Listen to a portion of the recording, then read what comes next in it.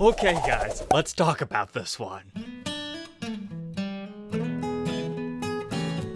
Welcome back, Troglodytes, to your daily dose of guitar information, the Trogly's Guitar Show. On Reverb, there is a very strange, twisted guitar that showed up this week that we need to discuss. I was actually fortunate enough to catch it right as it was listed, but I reached out to the seller to see if we could get some video B-roll shots or maybe even a playing demo of this, but unfortunately he does not have the guitar in his possession at this time. It's locked away in his shop and he can't quite get there unless somebody orders something. So we'll just have to go based on the Reverb photos. This is the Twisted Les Paul. Okay, so here it is, a weird butterfly looking Les Paul that has double cream humbucker pickups and a whole bunch of other stuff going on here. So let's just take this one step at a time, starting with our title. It's advertised as a 1971 Gibson Les Paul Standard that is unique modified.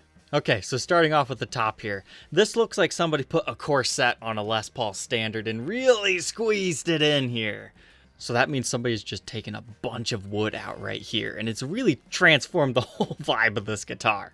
And it looks to me like it's actually been refinished. It's being advertised that this is the original finish, but I'm not so sure. I mean, it could be the original staining to the wood, but that definitely just looks like a cheap satin finish that somebody's at least taken the clear coat off of. But here we can see that the binding has been redone. Now that to me just looks like paint. I could be wrong on that, but that does not look like the typical binding. And they would have had to have shaved a bunch of binding off anyways to make this modification.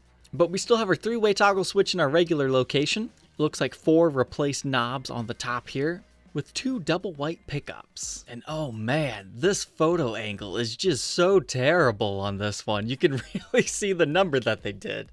The absolute worst angle though is straight on.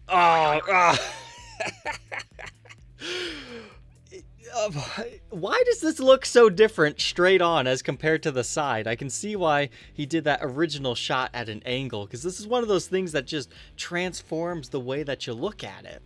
So here, you know, it looks okay, butterfly-like. Here, okay, it looks almost Les Paul-like. But straight on, that just looks like some other instrument that's not a guitar. It's just so bad you can't help but like it. This is a song that Queen would write a song about. Well, let's see, what are our pickups in here? Looks like we have an old Duncan 59 in the neck and a DiMarzio 59 PAF in the bridge. So 2 different companies, but both of the 59s. But this is being advertised as a 1971 original standard with full factory-sized humbucker routes. Call me skeptical on that one, because there's been so many modifications to this guitar. I'm pretty confident this started life as a deluxe, but again, I have not seen the photos of the routes. It's possible, but a factory-ordered deluxe with humbuckers in 1971, that's really rare. But the finish certainly does look better straight on like this. So it's got a weird body. Is that all? No, because, I mean, while this would have gotten it featured anyways, the back of this guitar is what's going to twist your mind. Oh, what have they done here? So if you thought removing wood from the curves was bad enough, they've actually super sculpted this. And you know what this reminds me of? It reminds me of the ladies that do the body paint. They have a completely black background and they do the body paint that just makes it look like their bodies are disappearing.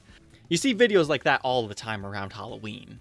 But I'm sorry, this is not body paint here. Somebody's actually done this. So what we got going on here, they left the original cutaway. It seems to be for the most part the original, but they've sculpted out all this wood right here. Now you might think, oh, that's great. It's like a Les Paul access. That's pretty common for people to shave a little bit of wood away right there to get all the way up the fret access.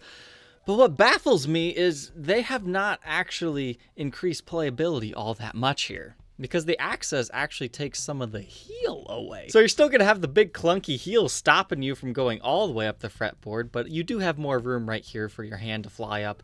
So it'll definitely make it easier to play. It's just, I think they probably could have done a better job there. But on top of that, they've sculpted some of the body away right here, made that really flush. They did a good job on that.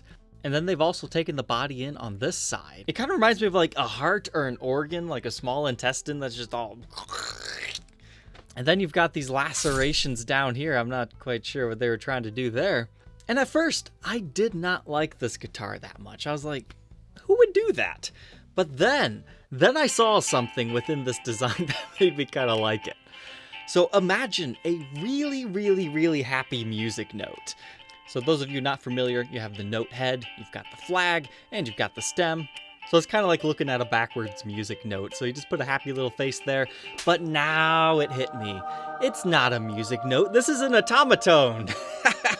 The Otamatone Les Paul. This thing, all it needs to sell for super top dollar and to get somebody to pay the $2,500 that this guy wants, carve a nice little happy Otamatone face in this thing.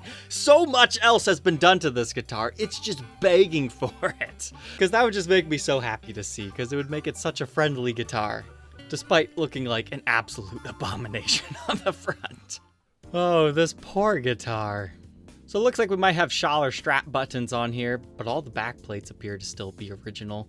Now, in order to do all this, I imagine the entire guitar has been refinished. Even though that does look like an original dark back, that probably wouldn't have started life as a dark back. It probably would have been more of a darker cherry color.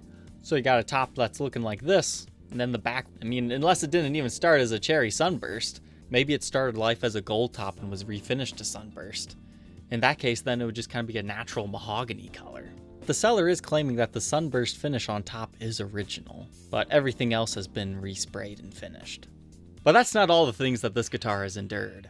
So right here, I don't have a 100% explanation for this, but there's been something on this guitar. My first thought was Bigsby, but no, those are more of a snake bite. They have one that's lower, kind of like right here, and then one that kind of hides underneath the tailpiece. It's not a different tailpiece installed there. It might have just been a... Okay, I think I figured it out right now, because up here you can also see evidence of one of those Roland synth pickups. So basically it's one of these guys. You have to drill those into the top so they can be mounted. Then you can get like synthesizer tones, and then you can get whatever type of tones you want because it's a synthesizer. But there's also this other little unit here. I think most people, don't they attach those with like a double-sided tape though? Yeah, here's a good example of how they do that. I've never actually owned one of these. It looks like they might actually attach by your strap button. But it's possible that they just mounted it to the guitar right there, or maybe it had some sort of weird trapeze tailpiece that drills into the top. I'm not quite sure on that one, but that's definitely a synth pickup. And right here, maybe they did mount the synth pickup right there, so I really don't know what that was. But we do have the factory ABR1 bridge, so that definitely puts it within the early 70s. We also have the pancake body, so that also puts it in the correct era. And now we move on to the back of the neck. It's been refinished as well. I'm actually really liking the dark back on this one. And then back here, it looks like a 3-piece mahogany neck, so that's also era correct. It looks like somebody's replaced the tuners. Those are pretty old Schallers. Got the volute, and then they decided to take the headstock in just a little bit here for good measure. I mean, you did everything else on this guitar, you might as well. And it looks like we've got some sort of serial number here. I mean, the early 70s serial numbers, they don't do a lot to help you date the guitar. They can get you a ballpark, but what you really need to go by for these are original pot codes. But unfortunately, I doubt this one has those yet. And on top of all that, it looks like we have a crack running along right here. And unfortunately, that's not just the wing separating. That's not a big deal. You could re-glue those if you need to, but you can see that is right here. So that's an actual crack, likely caused by installing these new tuners. Not a big deal, but it's definitely there, and kind of something to keep in mind. It's pretty negligible on the price due to everything else that's been done, but it was enough to scare me away from even wanting to make an offer. But they almost have like a Bob Marley thing going on here. His Les Paul Special has like a white binding along the face of the headstock. This one's yellow. And there's not a real good close-up of the face of the headstock, so we'll just have to really zoom in here. You can see that the original lacquer is probably still on the face here, and some of it's chipped off of that Gibson logo. But yeah, this is a crazy twisted guitar. I kind of like it, not quite enough to buy it. Because again, this guy's asking $2,450. So it's definitely not a piece for everyone. But this guy, SS11211 in Brooklyn, New York, he's got a knack for searching out the really strangely modified guitars, and I can appreciate that. Remember this guitar that we covered in a WYRON a couple days ago? Yeah, he's the seller of that one. You remember that chopped up Telecaster that Chicago Music Exchange is selling? He's the one that sold it to him. But I still get credit for unearthing the headless SG. But one more thing that's happened to this guitar, as if everything else wasn't enough. First fret inlay has been added. Now I believe there's actually a little bit of controversy, like sometimes in the early 70s you can find stock first inlay on Deluxe. but a lot of people add them because of the Pete Townsend influence. So that spec's kind of up in the air if it's original or not, but it just adds to the whole interesting vibe of this thing. The top doesn't do much for me in Cherry Sunburst. I think if you refinished this in like psychedelic colors and did the Otamatone mod on the back, then this would be interesting. Like maybe even do bright pink paisley or something. But it's certainly an interesting guitar. Unfortunately, I do not have a playing sample of this one. I tried my best, guys. But let's hear what an original Les Paul Deluxe of this era sounds like.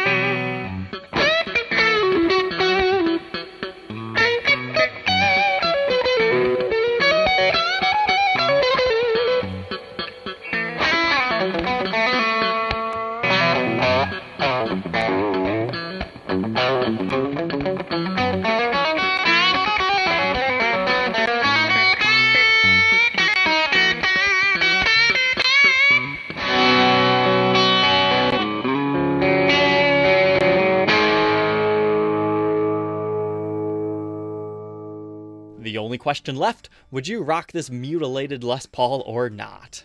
Leave your answer down in the comment section below. Don't forget to like, comment, and subscribe. And we will see you on the next Twisted episode. Take care.